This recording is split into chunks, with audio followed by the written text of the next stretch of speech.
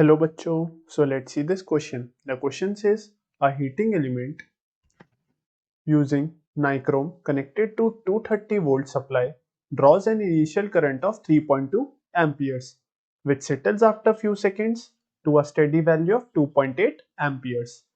What is the steady temperature of the heating element if the room temperature is 27.0 degree Celsius and the temperature coefficient of resistance of nichrome averaged over the temperature range involved is 1.7 into 10 raised to the power minus 4 per degree Celsius.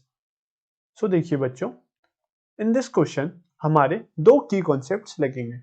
The first key concept will be the Ohm's law which states कि जो हमारा potential difference होता है that is equal to the current drawn times the resistance of the material. तो देखिए हमारा यहाँ पे फर्स्ट इनिशियली जो हमारा करंट था, जो हमारा इनिशियल करंट को अगर हम I1 बोले that was equal to 3.2 amperes and जो हमारा आफ्टर फ्यू सेकेंड्स जो करंट सेटल हुआ तो जो उसकी स्टेडी वैल्यू थी I2 that was equal to 2.8 amperes.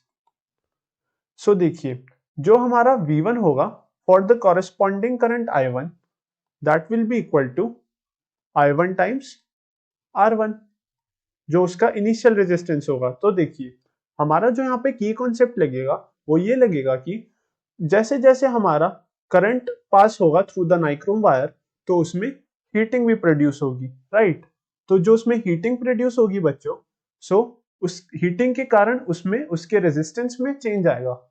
सो हमारा यहाँ पे हमने लिया है इनिशियल रेजिस्टेंस R1 जो कि होगा for the initial current I1 और जैसे जैसे उसमें एक स्टेडी करंट आएगा I2 उसमें उसका रेजिस्टेंस में चेंज आएगा. सो उसके रेजिस्टेंस में चेंज आने के कारण उसमें बहने वाला करंट जो उससे पास हो रहा होगा नाइक्रोम वायर से करंट वो फाइनली कम हो जाएगा और स्टेडी हो जाएगा.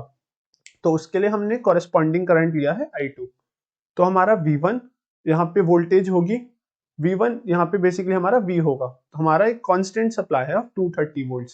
सो यहाँ से हमारा R1 जो इनिशियल रेजिस्टेंस होगा उसका for the initial current I1 that will be equal to V divided by I1 equals to R1. So यहाँ से बच्चों हमारी R1 की वैल्यू आएगी 230 divided by I1. I1 is given 3.2 amperes. So बच्चों यहाँ से हमारा जो R1 आएगा that will come out to be basically 71.875 ohms. So this will be the value of I1 for the initial current 3.2 amperes. अगर similarly हम final current जो after few seconds current पाएगा उस nichrome wire say that will B I2. उसके लिए अगर हम potential difference लिखें तो देखिए हमारा पोटेंशियल डिफरेंस तो कांस्टेंट है तो हमारा आ जाएगा V equals to I2 times R2.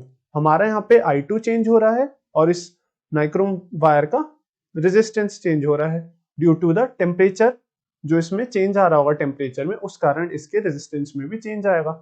तो हमारा यहाँ से R2 जो रेजिस्टेंस चेंज होगा that will come out to be V divided by I2. So यहाँ से अगर हम वैल्यूज पुट करें V here is 230 divided by current I2 जो स्टेडी करंट है which is 2.8 amperes. So this will come out to be 82.143 ohms. So this will be the value of resistance of the nichrome wire when a steady current of 2.8 amperes is flowing through it, right. तो अगर हम देखें हमने यहाँ पे R1 की value और R2 की वैल्यू निकाल ली. So by using the formula R2 equals to R1 1 plus alpha delta T which is T2 minus T1. तो देखिए यहाँ पे हमारा R2 था रेजिस्टेंस जब इसमें इनिशियल करंट जो इसमें फाइनल करंट जो जिसकी स्टेडी वैल्यू थी 2.8 एम्पियर्स वो बह रहा था तब उसका रेजिस्टेंस था R2. R1 था रेजिस्टेंस जब उसमें इनिशियल करंट बह रहा था ऑफ 3.2 एम्पियर्स. यहाँ पे अल्फा है हमारा temperature coefficient of resistance of nichrome.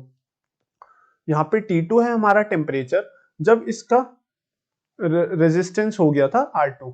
तो T2 टेम्परेचर होने के कारण इसमें इसके रेजिस्टेंस में भी चेंज आया and that became resistance R2. यहाँ पे T1 है हमारा रूम टेम्परेचर. तो अगर हम यहाँ पे सारी वैल्यूज पुट करें तो R2 हमारा देखिए बच्चों, हमने क्वेश्चन में निकाला, हमने आंसर में निकाला, दैट वाज 82.143। तो यहाँ पे वैल्यू पुट करें 82.143 equals to R1। R1 was 71.875, 71.875 times 1 plus alpha is given 1.7 into 10 raised to the power minus 4 times हमें यहाँ पे T2 निकालना है, so T2 minus T1 in the question is given room temperature which is 27 degree Celsius।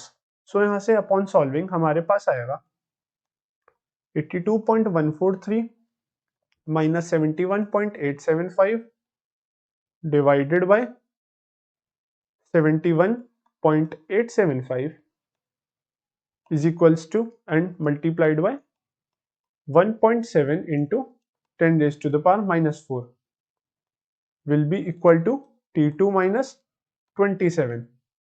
so यहाँ से हमारा T2 minus 27 will come out to be 840.35। so यहाँ से बच्चों हमारा जो T2 आ जाएगा that will come out to be 867.35 degree Celsius. So हमारा जो T2 की वैल्यू आ गई वो आ गई 867.35 degree Celsius.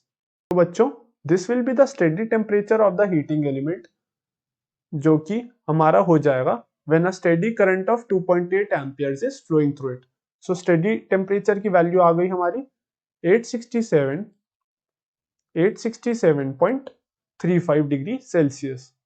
So I hope बच्चों you understand this question well and best of luck.